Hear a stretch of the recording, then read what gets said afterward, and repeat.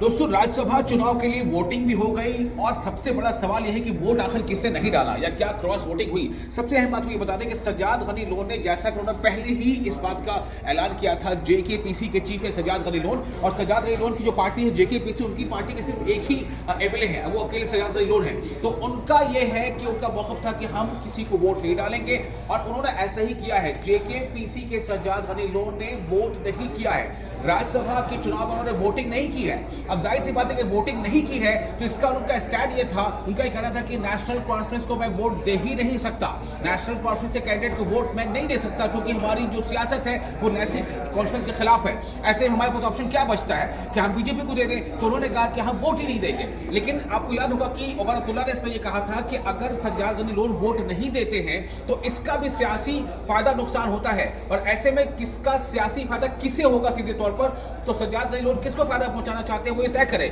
कि वो उनके नहीं वोट देने से फायदा किसे हो रहा है। तो यहां पर अब ये सवाल अहम हो गया है कि अगर जितने भी एमएलए हैं, चाहे वो बीजेपी के एमएलए हो